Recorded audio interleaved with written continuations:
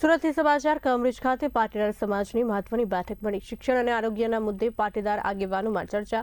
નિખિલ ડોંગા સહિત અનેક આગેવાનો બેઠકમાં હાજર। કેટલીક પાટીદાર સંસ્થાઓ સરકારની ગ્રાન્ટનો દુરુપયોગ કરતી હોવાનો આક્ષેપ। સમાજના લોકોને શિક્ષણ અને આરોગ્યમાં યોગ્ય લાભ મળતો નથી તેવી ફરિયાદ। કે પટેલની આગેવાનીમાં પાટીદાર આગેવાનો બેઠકમાં જોડાયા। ટૂંક સમયમાં નવા પાટીદાર સમાજની રચના કરવાની પણ ચર્ચા। આજનો મૂળ મુદ્દો એ હતો કે પબ્લિકના પૈસે કે દાનના પૈસે બનેલી જેટલી સંસ્થાઓ છે, અને હું પણ આજે મારો પરિચય મેં આપ્યો કે હું બી આજે 37,000 છોકરા ભણાવી ચૂક્યો છું। ખૂબ સંસ્થાઓ ચલાવી છે, અને જે કેમ્પસમાં બેઠા છે એને તો ભારત સરકાર તરફથી એવોર્ડ પણ મળેલો બેસ્ટ શિક્ષણનો અને ઇન્ફ્રાસ્ટ્રક્ચરનો। અને આટલા વર્ષના અનુભવ પછી સરકાર સાથે ખૂબ કામ કર્યું છે, સ્કોપથી માંડીને નરેન્દ્રભાઈથી માંડીને આનંદીબેનથી બધા જ। પણ વાત એ હતી કે શિક્ષણ પર દિવસે મોંઘું થતું જાય છે। માણસોની પરિસ્થિતિ, ખેડૂતોની પરિસ્થિતિ અત્યારે બહુ ખરાબ છે, અને મોંઘું થાય છે તો ઘણી બધી સંસ્થાઓ અમારી ગુજરાતની એવી છે કે તે 5-7 હજારમાં આજે ભણાવે છે, 8 હજારમાં ભણાવે છે।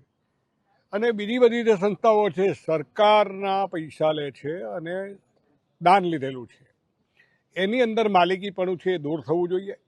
એની ફી છે એ વધારે લે તો સરકાર એને હસ્તગ્રસ્ત કરવી જોઈએ, અને એની અંદર ન નફે ન નુકસાને ચાલી શકે એટલી જ ફી લેવી જોઈએ। અમારો આ મુખ્ય મુદ્દો છે, અને આ મુદ્દો અમારા સમાજના 50 માણસને આજે અમે ફોન કરેલા।